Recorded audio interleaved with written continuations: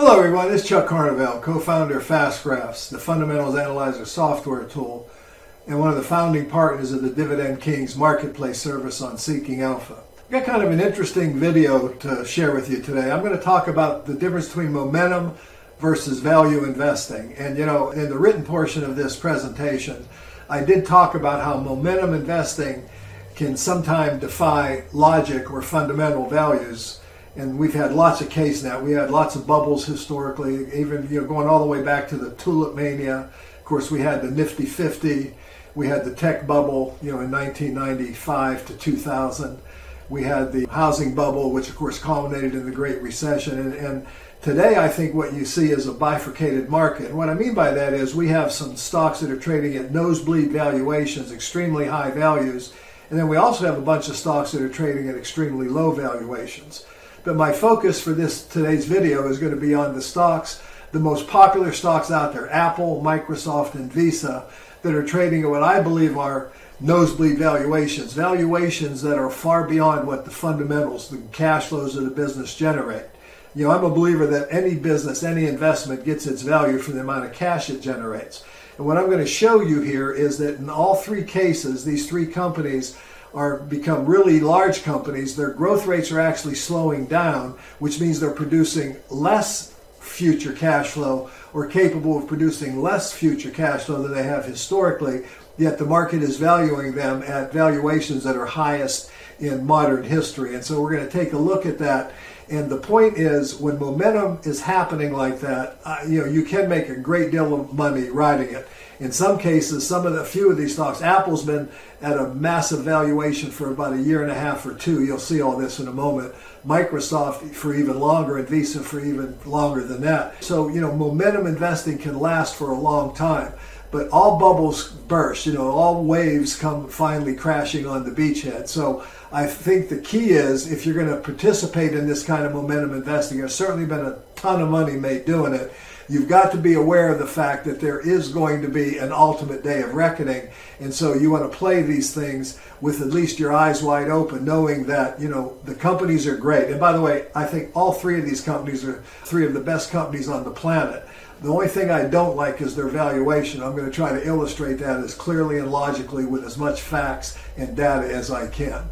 So let's start out here looking at Apple. And I want to orient you to a couple of things about Apple. I'm going back to the Great Recession, which is 2008. That's the gray shaded area on the graphs. And I want you to notice I've drawn two valuation reference lines, or FastGraphs has created two valuation reference lines. We've got a normal PE of 13.9. which means for much of the time, the average valuation over this time frame that the market has applied has been under 15. The orange line is a PE of 15. Now I want you to look at that closely. Think of the orange line as a valuation reference of 15, and notice that Apple traded at much lower PEs coming out of the Great Recession. The PEs actually got down to 4 and 5. All I'm telling you is it's certainly possible for that. Then it traded pretty much at this 15-ish PE for a couple of years here through 2012. Had a flat year of earnings, and we had this, pretty substantial drop where Apple fell from $24 a share rounded down to $14 a share. That's a pretty substantial drop. And that was just based on a 10% drop in earnings. And then it kind of crawled the 15 PE ratio line. And then it stayed in, reasonable alignment. When it got overvalued like it did in August of 2018, the PE got up to 19.48.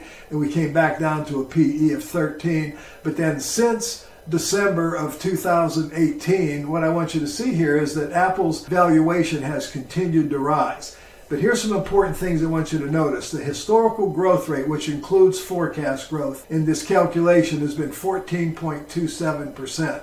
Now, for a company that's a $2.2 billion market cap, excess of that, that's obviously an awful lot of growth. But I do want you to notice the growth rates at the bottom here. Expected to grow by 9% for this year, which the fiscal year for Apple ends in September. Okay, so we're into the September month. We're into the fiscal year end coming up here. And then for next year, we're expecting 10% growth based on consensus estimates, and the following year 8%. So if we go into the forecasting calculator here, and I go into this estimate data, you've got 39 analysts. This is a very widely followed company that's expecting $3.24 of earnings for this year. And again, that's a 9% growth rate over last year, followed by a 19% growth to $3.85 for fiscal year ending in 2021. And then followed by 8%, and then it drops to one analyst at 6%. But this is about a 7.5% growth rate going out here. And that growth rate is half of what this historical norm has been. That's what I want you to understand. So let's think about this logically. We've got Apple trading currently at a blended PE of just under 41, 40.81. That's giving it an earnings yield of 2.45%. That simply means if Apple paid you 100% of the profits, if you bought the stock today and you got 100% of the profit that the company generated, your yield would be 2.45%, and your dividend yield is down to 0.62%. So I just want you to see this, and I want you to be aware this is real. Now, the reality of it is the rate of return expectation going forward, if Apple was to revert to the mean and move back into, let's say, a more logical 15-ish PE, you could see a substantial drop in your valuation. But the flip side of that is, had you bought Apple here, let's say when it was attractively valued back in December of 2018, you're annualizing at over 100% a year. You've had a 236%, including dividends, return. That's a 2.5 bagger in about a year and a half, and that's incredible performance, and everybody enjoys that kind of performance, and I get it. Okay, but the reality of it is, Apple is extremely highly valued right now relative to what its fundamentals are. If a company gets its value from its cash flow or earnings in this case, and you can see that's clearly what has happened to Apple over all these years, all of a sudden now we've got a slowdown in cash flow growth, and yet we've got these massive valuations. The stock is very popular, got great things happening coming up in the future. There's nothing about what I've said here, it's a AA+ rated, says anything about Apple being a phenomenal business, especially when you consider a company of its size and how much growth it still has in it. But from a standpoint of you being an investor, the amount of cash on cash return you're earning on your investment on Apple, is very, very low. Now, if you go to one of their major competitors, which of course is Samsung, and you look at their Galaxy phones, which is the closest competitor I can find, you see a much different valuation reference here. Samsung has grown by 12%. It's been more cyclical than Apple. Apple's dominated this market, but yet I actually think there are more Android phones out there than Apple phones worldwide, but I'm not sure of that, so don't hold me to that. But the real point is here, because of some launches they got expected, analysts are expecting Samsung to grow at 40% for fiscal year 2021, which ends in December, 14% for this whole total fiscal year. You can buy the stock at just under a 17 PE with almost a 6% earnings yield. But if you look out here at the future, if you bought Samsung today and it just traded at that same 15 multiple standard that I put on Apple, you could make 22% a year annualized. So the point is, Apple may be the better company, and I wouldn't even hardly argue that. Although this is a AA- rated company as well. You may believe Apple's a better rated company. I probably do, but they're pretty close is all I'm trying to say. And yet you could buy this at, a valuation reference that's a third almost of what Apple's trading at right now.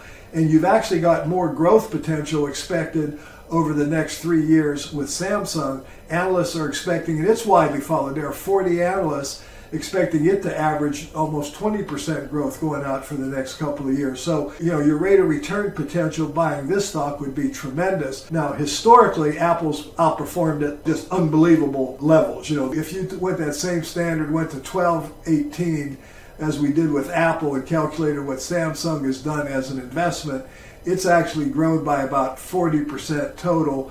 Add at dividends, it's been 0.45, and that's a 25% annualized rate of return, which isn't chopped liver, but certainly dwarfed by what Apple did. Now let's move on and apply this same kind of logic to some of these other. Let's go to the next one. Let's go to Microsoft.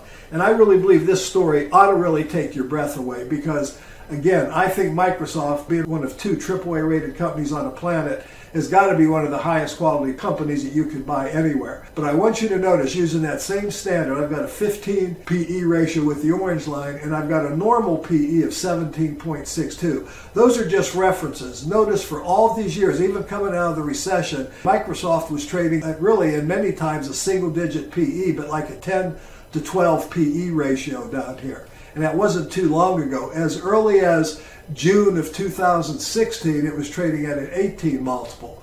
But now, since that time frame, if you look at the last 3 years or so, this stock has averaged a 44.7% compounded annualized rate of return.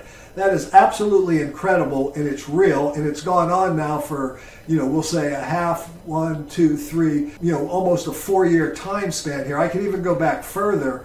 I could go back to January of 2015 when you could have bought Microsoft at a 15 PE, and your rate of return over this time frame, you'd have made just under 5 times your money, averaging almost 38% a year. But once again, you have a nosebleed valuation here. The stock is trading at such a high value, and it is expected to grow at double-digit rates, I might add, for the next couple of years. But that would justify a 15 PE, which means you could lose half of your money over the next couple of years if Microsoft was to revert to the mean. Now, none of this, again, says anything bad about Microsoft. Terrific company. It's expected to grow at 13% a year, and this is a $1.75 trillion company. I mean, that's just astounding. And so you're looking at, such a huge behemoth growing at 13% a year. That's almost unbelievable. But the point is, this momentum is real. The stock has done this for several years now. Don't let complacency set in. Be aware of the fact that you're dealing with an extremely high valuation. Now, if we got a quote on Microsoft today, in a kind of a down market, it's down almost 5% today, and Apple, I think, was down 3 or 4% as well. And I do believe what you're potentially seeing here, any kind of catalyst could really take this stock down. Now, if you look at one of its nearest competitors, and again, these aren't apples to apples comparisons, but they're close. You look at Oracle, on the other hand, which has grown at 10% a year. It's traded at a 15 multiple. It's currently trading at a 15 multiple. It's forecast to grow at about 6.75%, but you could buy it at a much lower valuation and get decent, single-digit returns only. But the point is, there's a heck of a lot risk owning Oracle today than there would be owning a stock like Microsoft, or for that matter, Apple. And then finally, let's take a look at Visa. Visa is one that I've made a great deal of money in. I sold it. I left a lot of money on the table. I did that with actually Microsoft and Apple as well. But I bought Visa back in here. This is Visa's entire operating history as a publicly traded company. Earnings growth has been 20%. All right, and the stock traded, the PE valuation reference here I'm using is a PE of 20. The orange line is a PE of 20. The blue line is a PE of 25. I think either one of those numbers are probably moderately rational, but we now have a PE of 43, an earnings yield of 2.3%, which is minimal. And we got a AA rated company, great growth potential. Forecast growth over the next several years is just under 10%. The long-term trend line growth is about 13.5%. Again, phenomenal numbers for a $460 billion company. But the reality of it is you're dealing with an extremely high valuation here. Again, not a perfect comparison, but if I compare this to American Express, that has, their credit cards, you can look at, an expectation for a significant down year this year, but analysts are expecting recovery. The blended PE is 21, but if I look forward out here, this company is expected to grow at 10% a year, and you've got really attractive rates of return that can be made. So my point is not that necessarily American Express is better than Visa, or vice versa for that matter. What I'm really saying is the reality is which is a better investment relative to which is a better company. And valuation comes into play there. There's a lot of companies out here that are really extremely attractive. Even a stock like Western Union, which of course some people would think this is a dinosaur, but you could buy a stock like Western Union today at a PE ratio of 13, an earnings yield of 7.4%, a dividend yield of 3.75%, and forecast growth rate of 9% going forward, and you would stand to make very attractive rates of return. So the bottom line is I love these big three. I love Apple, I love Microsoft, And, I certainly love Visa. I think these are all terrific companies. They have great futures ahead of them.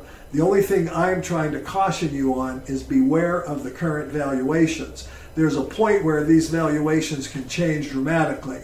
And, we can go back in history and look at, tech stocks that got extremely high valuations, like we're starting to see with some of these examples I've shown in this video. You look at the old network appliance, and if I go back all the way to 1990, actually the calendar year 2000, 2001, here you see a case where the valuation got extremely high. Here it was 400 times earnings, but even if I measured it from this PE, if you'd have bought it there, you'd have lost 80% of your money and then still had a weak investment for all those years to come. So beware of valuation, recognize what you're doing, continue to play the game. I'm not saying sell these stocks, but I'm saying be prepared to sell them if you see anything that's coming out, earnings reports, bad news, that might be the catalyst to get these stocks moving back into what I would call alignment with fair value. Love the companies. I love the results they've been generating for the last 4 or 5 years. But from a realistic, practical point of view, these stocks really are not cheap. Anyway, this has been Chuck Harvell saying thanks for watching. Hope you enjoyed it. You might check out the Dividend Kings if you're looking for good dividend ideas. We appreciate you as always. Talk to you again real soon.